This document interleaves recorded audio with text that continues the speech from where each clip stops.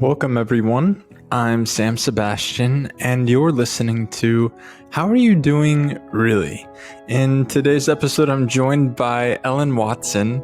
Ellen is a teacher of Esalen massage and bodywork, Gabrielle Roth's 5 rhythms, holotropic breathwork, vibrance, touching essence, wake up and roar, and your body is a musical instrument. She's also the founder of Moving Ventures, which hosts life-changing educational programs at inspiring locations around the world.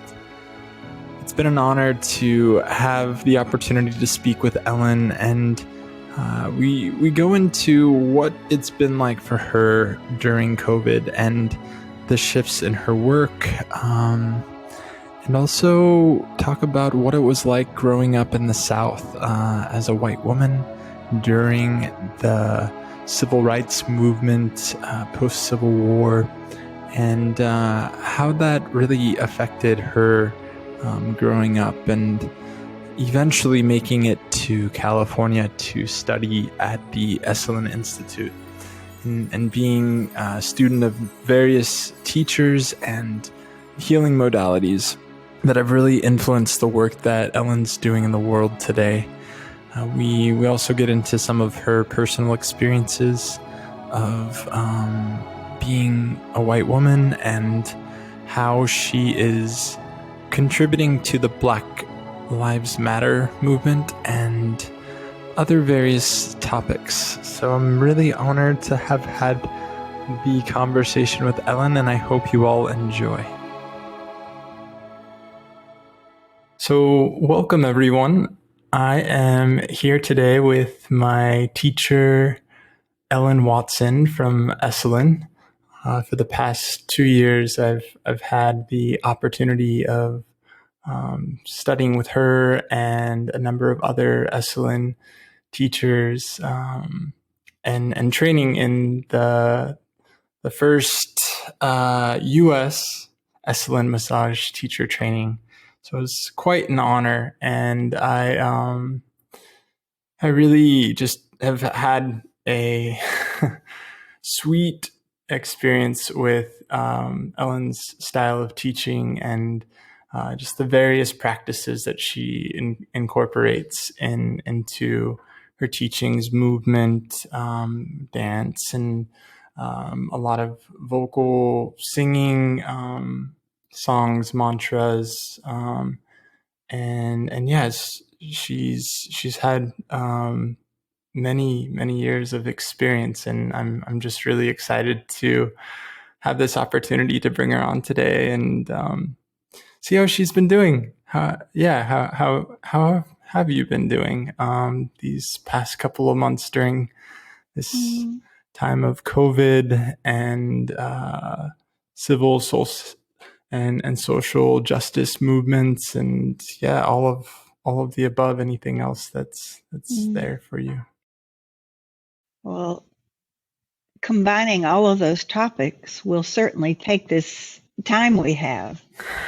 I was working in Indonesia on the island of Bali when COVID became known, I'll say, and hearing the news come in through a place that has very little news, and I was in the middle of a massage training there, and so I had to make decisions about whether to stay myself or whether to return to the U.S. and whether to cancel my programming, which was extending through June and then starting again in October in Indonesia, and I was going to China and Korea. So I had a whole Asian itinerary, and it became clear in early March that I needed to conclude the program that ended on the 15th and cancel or reschedule everything else. So that was administrative, that was logistical, circumstantial. And I felt sad about that. I felt sad about it for Indonesia, for the revenue that we generate through these programs to stop flowing into that country, and to miss the next Esalen teachers training, which was scheduled to start.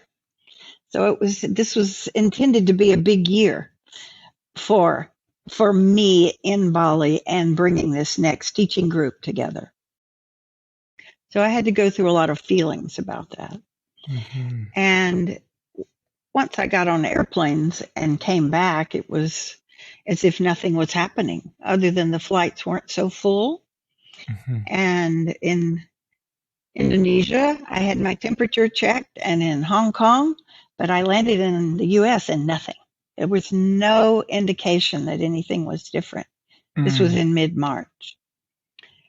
So about the time I got home, it's when social distancing really was enforced in the US. And I'll say it took me about 3 weeks to really land. I raced out immediately and went to Costco and all the stores and bought food because I thought we would be shut down and my brother stopped staying in my home because he needed to be near his work because he was in an essential work. I had way too much food. Then he stopped staying near his business and started coming home. So it was just bizarre, is all I can say. But what I did to ground myself was gardening. I'm an avid gardener, that I don't have much time to do that. Mm-hmm. And my houseplants are very happy. And I have a thriving vegetable, fruit, and herb garden. And have really enjoyed that. It's beautiful. I'll say it's beautiful. Mm-hmm. And it's because I attended to it daily. Yeah. And I guess anything we nurture daily Thrives. responds, yes. And then business, being in the business of touch, whether it's teaching it or practicing it, this has been a strange reality to deal with. Mm-hmm. And having it governed by the government instead of by my own personal sense of what's appropriate, I haven't liked. I appreciate because it is a business and people have licenses. And so I did set up a studio in my home that I hadn't done before. And I've been doing some Zoom classes with China, with Jingni, who you know. Oh, yeah. She's my long-term student and organizer for me in China. Mm-hmm. And that's been nice that I actually I'm shifting what I call myself to a transpersonal facilitator or coach. And that encompasses everything: somatic arts, healing arts, and spiritual arts. Mm-hmm. And one of my most highly regarded teachers, the main reason I stayed at Esalen when I went in the 80s, is an older man now named Stanislav Grof.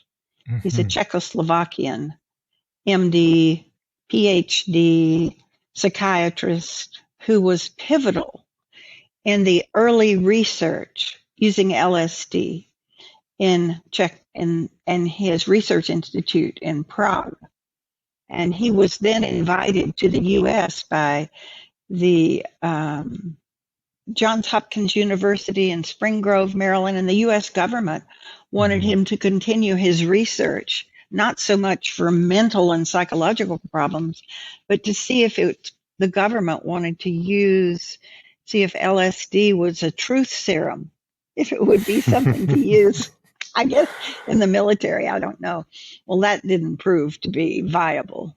Mm-hmm. That was not the best use. So his work was consciousness studies, is how do we help people shift paradigms out of one level of consciousness to another.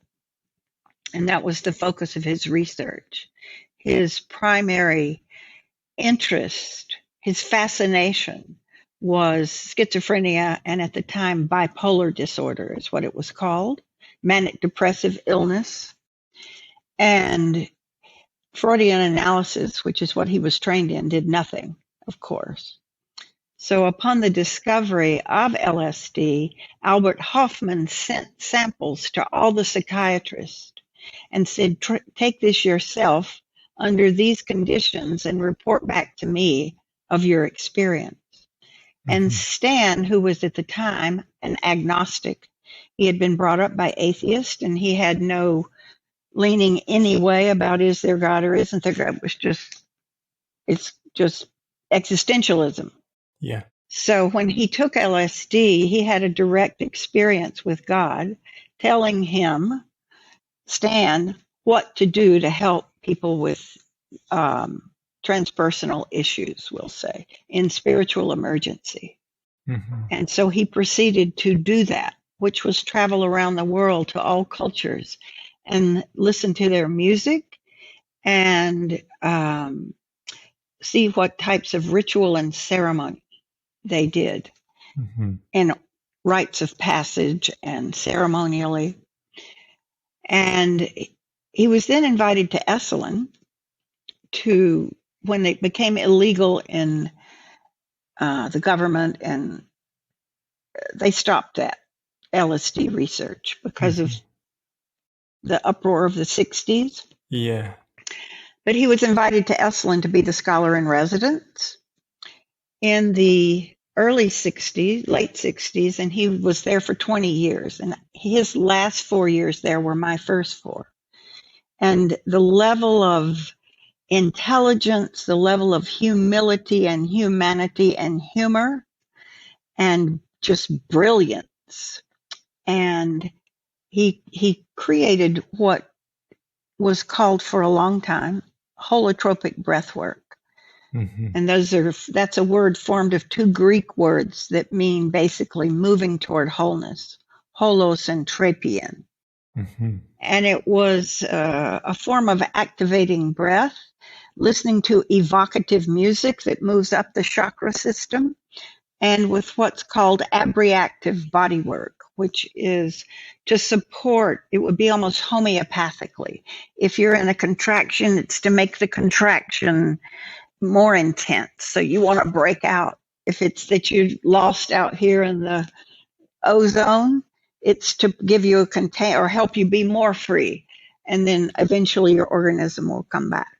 So I trained in that. I stayed because of him, and he became my guru, my main teacher, along with everything else I love.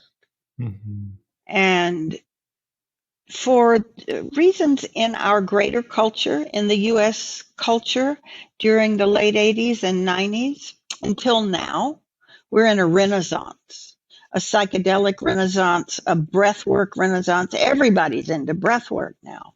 And for a while, the door really closed. I couldn't even say the word at Esalen.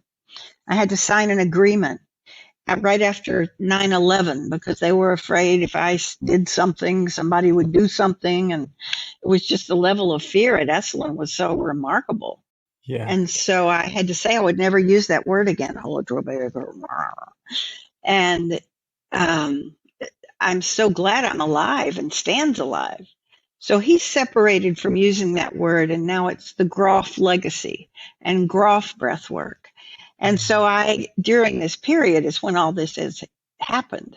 So that's been a total expansiveness for me again, feeling like I had been locked up for 20 years, unable to really share something that had been so pivotal in my life and that I believe is so important to society for our evolution. And you asked me about this race and ethnicity and religion and gender, all of these issues that our current, I don't know if I want to say the administration, but something is definitely not expensive going on. And the protest movement, all of that, I am 100% in favor of. I think it's the healthiest thing that's happened in this country for years. And it needs to be turned into action that becomes policy and vote, that the whole younger generation really has to vote and vote responsibly locally. because it's at the local level that we affect change and hire policemen, and it's not the federal government. So I think that's really important for people to understand, that to really become informed about who's running locally and all the way up to state. And because it is the great change that will come about that we need, the social change and the change in policy starts at the local level, then it rolls through states. And after it reaches a certain critical mass, something like a third of states, then it's going to be policy nationally before long. I live in the state of North Carolina right now, which is one of the red states. Yeah. Right now, I still vote in California because of my license, all of my important things. So I maintain a residence and a post office and all that, even though I'm living in the state of North Carolina. Yeah. My vote would be more meaningful in North Carolina. It would. And that's so bizarre that's the case. Well, Jerry, I'm active in a political organization or a change organization called Represent Us. Mm-hmm. And they're doing a lot of telebanking, telephone calling. And one of their main focus is gerrymandering.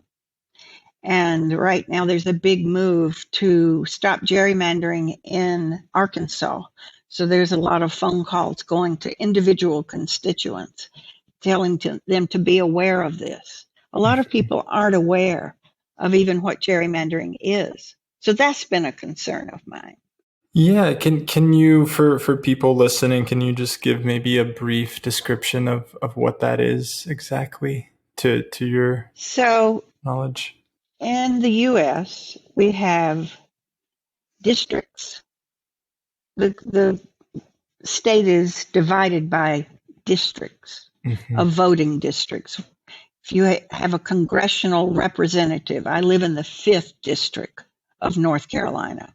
And when I vote in the 5th district, and my vote is counted in that district, and then the districts are combined to be added to be the electoral vote. Mm-hmm. So in order to, we'll say if my district was blue, voted blue, and they wanted it to be red, then they would draw the line differently to get over here to a very red area. And it wouldn't hurt for some of that redness to get over here to the blue. Mm-hmm. And then it made it appear the whole state had voted red. And that is what gerrymandering is, to my understanding. Manipulating the that they manipulate the vote to indicate that this is a red state. And that if you look at that, if you take time and are careful to see, you will see that's happened in most every state that votes red. Yeah. And so it's rigged. It's called it's rigged right now. Whether we've become rigged in that way, and we've become rigged through lobbying. Mm-hmm. All of this happened in the last 50 years, where it's almost impossible to unrig, but it has to happen at the local level, and that's why I'm active in helping. I really appreciate you sharing that. I know that it's something that I've become aware of a little bit more recently and wasn't aware of specific to gerrymandering. And I think about what's most important during this time in supporting the civil and social justice movements. And I think all these different things that are happening, elevating people of color's voices, Black people's voices specifically, protesting, donating to different organizations. There's so much. And I think it really is going to come down to voting. We are going to need to come together and really, even if the systems are rigged against us, speak up and start advocating for our rights and asking for what we're wanting and needing to see shift in our states, in the different districts that we live in, and really empowering younger voters to get involved. And I think that's something that's really come from this experience of having Trump as president. And it's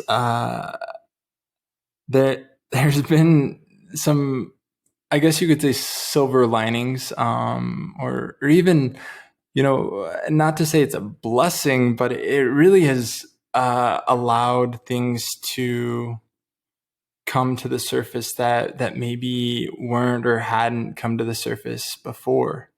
And something I wanted to kind of, because you shared quite a bit about just studying with Stanislav Grof and going into his work, and how there's this expansiveness that's showing up now in you. And you spoke about teaching virtually to people in China, and specifically with Jingni, who we both know, and who was actually the first guest on this podcast. With the work you were talking about with Stanislav Grof and Grof, his work with breathwork, and talking about the transpersonal work that you're doing with people all around the world at this time, can you speak to that work? Like, how is it showing up for you right now in the work that you're doing? I'll say when I'm teaching massage, it shows up by, I'll say, the primary means of contact other than skin to skin is the relationship through breath, which is the closest connection we have to spirit, our own and the Great Spirit. So I practice and I teach people, and the way I teach is to just fall in love with the breath, their own and whoever they're working with. And that if we stay present in that way, that we learn a lot. And then I add a level of skill about directing breath, which is not so much a part of Esalen, basic Esalen massage, but adding sound, certain sounds that release bands of held energy, whether it could be the ocular band or the oral band or the thoracic band, different bands where people contract. And so it could be the sounds of Qigong. Each organ has a sound. It could be the chakra sounds. It could be any sound. It could be the do, re, mi, fa, sol, la, ti, do. Anything that get people to sound from different parts of their being.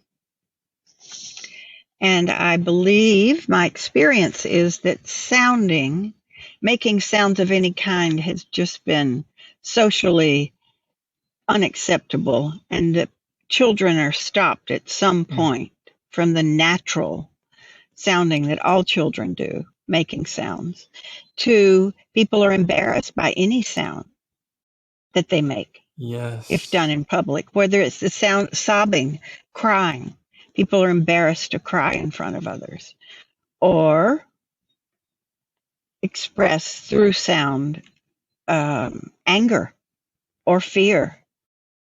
I know that as you speak about this, I think about how it's shown up in my life, and how from a young age I learned to keep certain things in and not to make too much noise, because it was, oh no, I might be too loud and people might not like that, or it might be perceived in a certain way, and very much just having this like parenting that kind of, I suppressed the use of my voice, and it's been a process for me in the past 5-6 years, where I'm like, I want want to use my voice again, and I want to express. And even in the confines of a bedroom and making sound with my lover, I find know. myself holding back, and it's so crazy. It's so crazy. And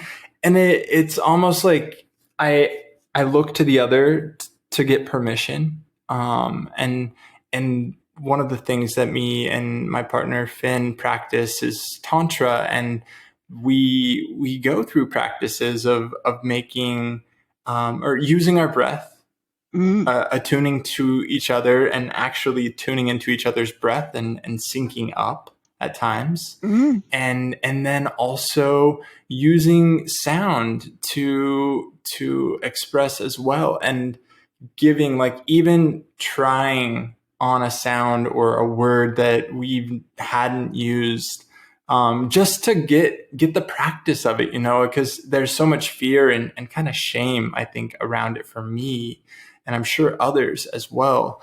And really just finding a way to empower each other. And I think what you're speaking to is just so important. And especially with people who've experienced depression, and I think about a conversation that I had 2 weeks ago with a guest on my show, and it's my friend Joel, and he was talking about a book. I can't remember the exact name, but I think it was Why Do or Why Black People Shout, and he was talking about how, because they've been oppressed so much and haven't been able to use their voice, it's almost like this generational ancestral kind of buildup of not being able to express, and it's so unfortunate that has been the case. I just think about places that I've been in, and one of my safe places, or at times can be safe, is being at Esalen. And I think about one of the experiences that I had with you specifically, and our class at the baths, where we did different toning and singing, and combined that with touch and body work. And it was just, there was like a reverence, I want to say, around one, being in that space, being at the baths, and then the other being just like the way that sound brings people together is just, it kind of blows my mind, because if we can find a way to kind of sync up with our sound and our voice, it's a really special thing that happens. It's true. Yeah, and I'm also curious about, like, your experience around using your voice. Is it something that you've always just felt so comfortable with, or have there been No. times throughout your life where you felt you've been challenged, being a woman? Yeah, I'm just curious. Yeah, well, I didn't grow up. I grew up with permission to make almost no sound. I was quieted as a child, and I joined the church choir, and the choir master told me to lip sing instead of sing. So I had very little permission to make sound until I went to Esalen. Not much sound, like you say, making love.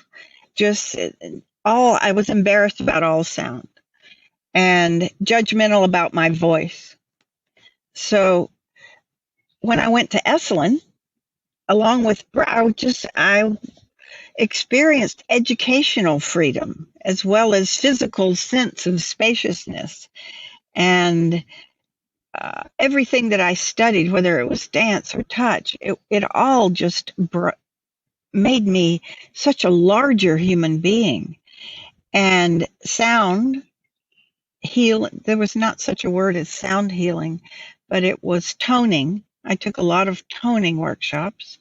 I took Singing Gestalt, which was an in-house program at the time by Nancy Lunny, the director of programming, and we did it in her bedroom. She had a piano, and every Wednesday afternoon for 3 hours, We would first tune in to find songs that related to our feeling state. And then we would choose one of those and we would sing it, which she would have a song sheet and she could accompany easily. And it was not about performance, it was about singing our feelings. And I learned then to not try to be perfect, to let more soul come through than performing and trying to be perfect, which was stressful and it was straining to my voice because I was trying to be perfect. So that was a 10-year. I went every Wednesday for 10 years. And I took musical theater groups that she would co-lead with a different director or somebody, a number of those, and wrote my own song, words to other songs, and performed those. And so I just everything. And then I did a lot of a body of work called Continuum, which replicates amniotic movement before birth, the watery side of movement that combines breathing patterns with specific sounds that go with those. And I did probably 1,000 hours of that. So, and we would go to the baths and be dolphins, swimming back and forth around each other and making sound underwater. And then we would put our mouth on people. So that was in the 80s, and which there was a much greater sense of exploration during that period. And that got closed down a bit in the later 90s and the earlier part. I think it's opening up again in some ways.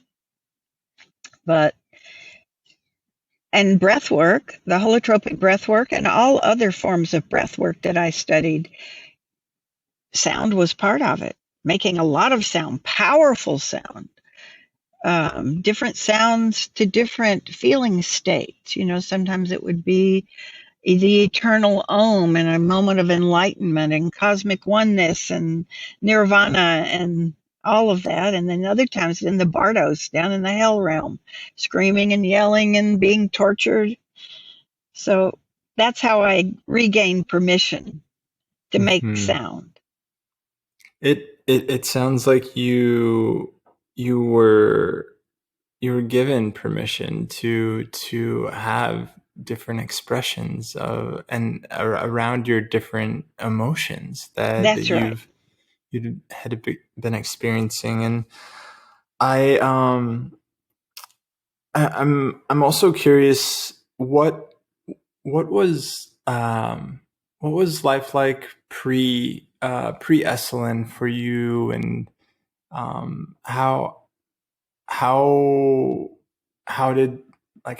did you go through a big shift in that time of your life, or just yes, because I know I had a pretty eye-opening experience once I had been to Esalen. Before that, it was quite a different lifestyle that I was in. I had a family background of schizophrenia and bipolar disorder or manic depressive illness and alcoholism within my family of origin that took a lot of my attention in trying to help various people. Those challenges resulted in my earlier relationship choices being people who needed a lot of help.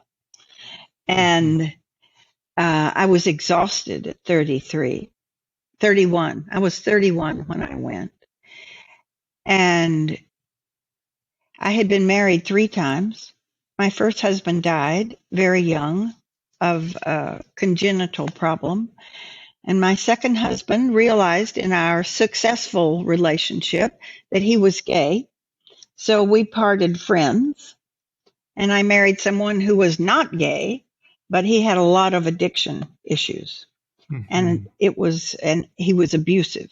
So from that, I went to Esalen.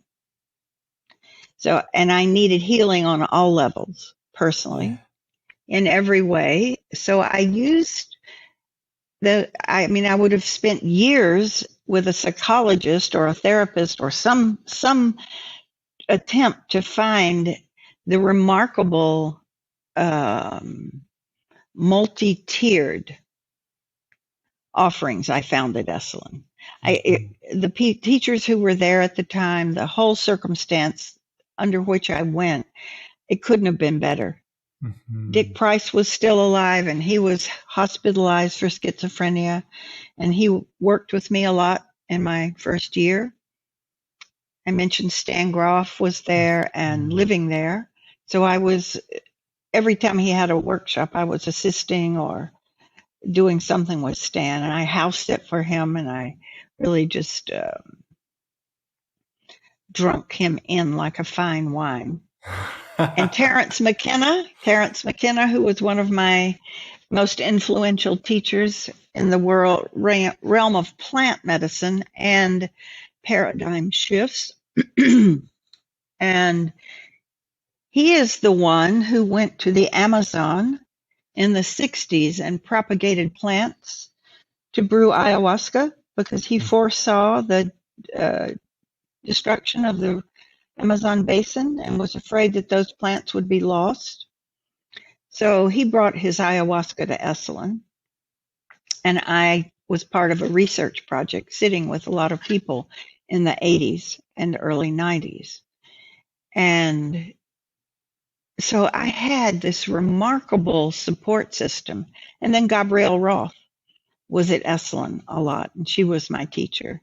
And I'll say what I got from all my main teachers, particularly Gabrielle and Stan, was to delve into the dark, to not be afraid of it, not just to be a bliss bunny looking for the light, but to really embrace, dance with the shadow, dance with whatever I viewed as dark or less desirable, to really explore that. And then it would be a great teacher.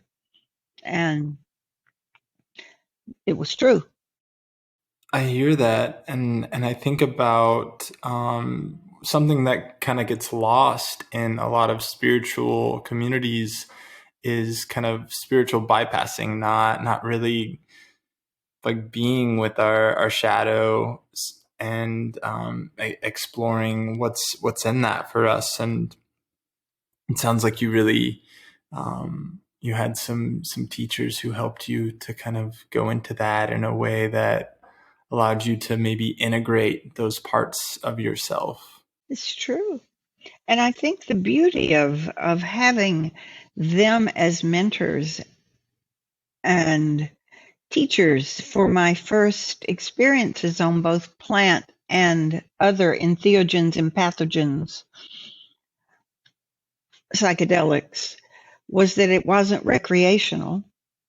And so when what is frequently called a bad trip occurs, that it's not bad at all. It's if you're in the right setting and have the right mindset, that it's showing something either metaphorically or biographically or transpersonally, archetypally, that relates to some state inside me. That if I allow that and honor that and look at it, and I won't even call heal it, because sometimes we need that. That gives one of the things that gives us strength and helps us set boundaries and know where our no is so we can really live in a yes. And so that was an extremely valuable part of, for me, the psychedelic experience and learning how to really be a good sitter for people instead of a guide. That's not what we do. Truly sit for. And the trust that the psyche of, just like we do on the table, we trust that this person will heal themselves, and all we do is help open any blocks to their own transformation or healing on the table through a set of skills we learn, but we're not doing it. It's them being open enough to allow it to happen. Yeah, I tell a lot of my clients it's I'm not here to fix you. I'm not here to heal you, but I'm here to support your body's natural process of healing itself. And I think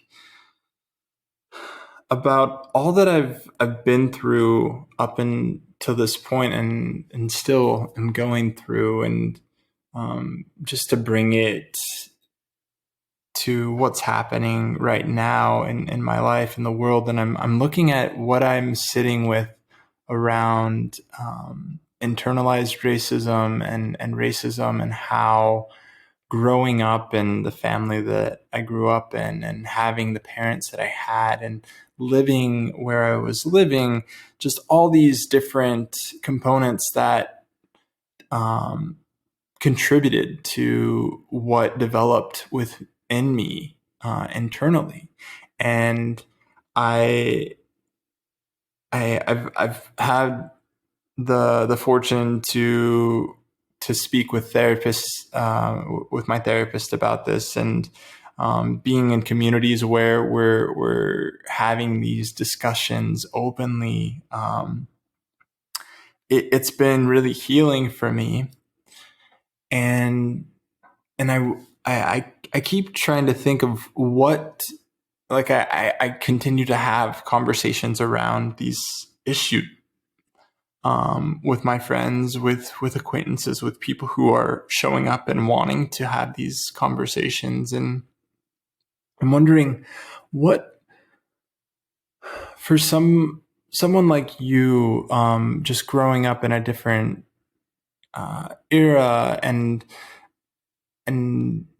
growing up in a different part of the U.S., like, what would you say to someone who's lived or grown up in the way that you have, being a white woman who grew up in the South, if I'm have that correctly? Yeah. Yeah, and specifically now, like, what kind of work or practices are available that you're participating in, and that they might be able to bring in as well? Well, I did grow up. I was born in 1948, so I was in the midst of all of that social unrest and civil rights, the desegregation of schools, and that the unspoken racism and the class differences between black and white, water fountains and places on the bus, and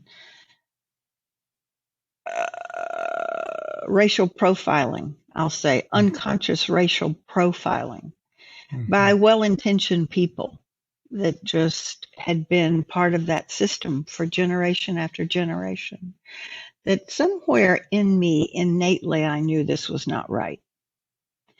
And I had mixed race friends. I couldn't even have friends who were Yankees from northern states. I had friends who were Yankees. They weren't welcome to come home with me. So it was not just color, race, it was regional areas. There were still a lot of open wounds left over from the Civil War, which at that time was still recent. I went to a 100-year commemoration of the battle firing on Fort Sumter that started the Civil War, because my uncle was in college at the Citadel, the military college of the South. So it took some time for me to really see that the South was not the way everywhere was. I wasn't an activist. I didn't march. That is, I don't know why that didn't come to my table or my awareness. Maybe because of the dysfunction within my family, that I had to pay so much attention to my mother's ongoing spiritual emergency crises that ended up in upheaval all the time. So maybe that got my attention more than what was going on in the larger culture.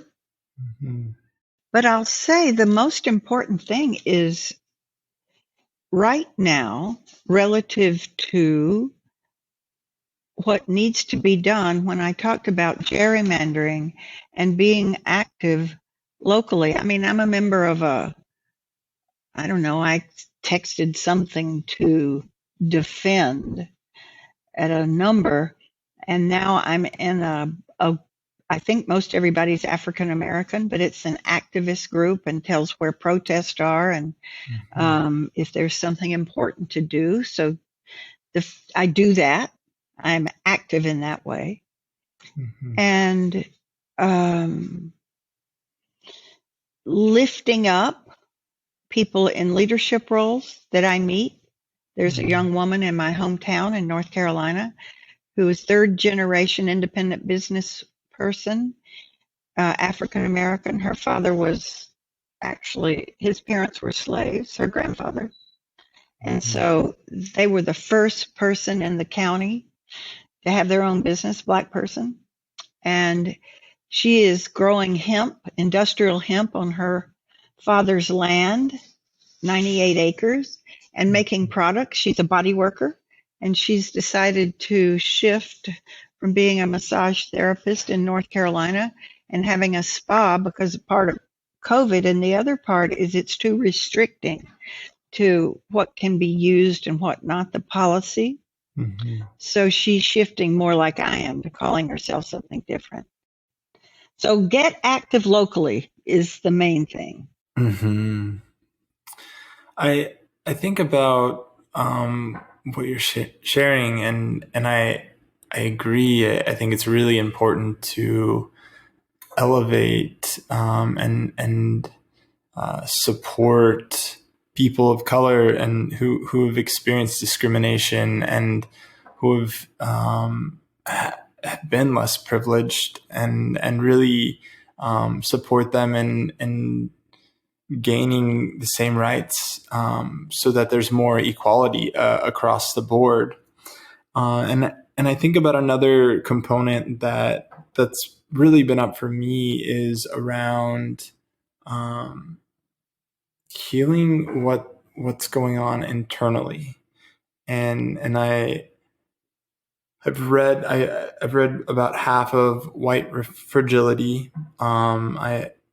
I've also been listening to quite a few podcasts. I'm not sure if you're familiar with Resmaa Menakem, the author of My Grandmother's Hands, and he has a free 5-part course online for people to start educating themselves and learning language and ways in which they can start practicing things to really work through some of this trauma that and internalized racism, systemic racism, and ways in which we can address that from the inside out. And so I just wanted to mention that piece because it's very, I think all things are important, and I do think ultimately it's really going within and healing our own. Because I can show up to protests time and time again, but if that's all that I'm doing and not really digging and deeper and noticing what's coming up and noticing how if I'm in a certain neighborhood and I'm walking by a person of color, what happens inside of my body. Like there are physical and emotional reactions that sometimes happen inside of me as I'm walking by. I'm predominantly men, and being a gay man, and also Hispanic, Latino, whatever you want to call it. I've walked through life and experienced rejection, experienced being discriminated against, and also feeling like my life has been threatened. And So I know that there's layers to all of what I'm experiencing, and I guess my ask for people is to start pulling back those layers as if we're like this onion, Definitely. and continue to see what's there, what's underneath it all. I wanted to ask you one more question before we wrap things up, and you've shared so much about the work that you're doing, and a bit about your process, and where you grew up and the communities that you're involved in. And there's this shift that is happening right now, and has been happening. And I guess I'm wondering what or how do you envision the world 50 years from now? I know it's a big, and we can just, I don't know, just see what comes up. If you really feel into your heart, and just seeing what wants to be said from there. Well, I precede this with an if. If we take this opportunity given to us by COVID and the global awakening to systemic racism, it's not just this country, it's globally, with that question for the 2/3 of humanity that's connected to the internet. A third is not. They have no idea what we're doing. So, to the 2/3 that is aware, in our hands lie the ability to create a future that is good for all without it becoming utopia or nirvana. If this is still the training ground for humans to become more human, and we're in an ongoing evolutionary unfolding,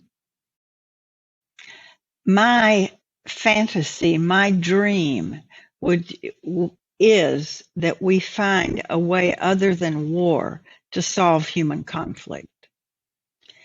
And if all the money that is spent on offense and defense globally, especially in this country, were spent on education and supporting people in conflict resolution and mediation and food to share, that nobody needs to be hungry, because in truth, nobody does need to be hungry.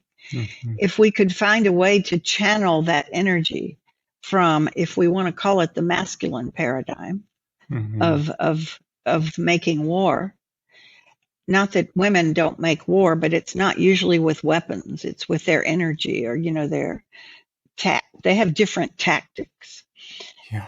So if we can find a way to become peacemakers, to mm-hmm. actually go for what will create peace, I know it's possible, because the way we did process at Esalen, and just the same kind of issues that might lead somebody, a woman, to wanting to kill another woman, jealousy over a man, or two men over another man, or whatever the situation might be.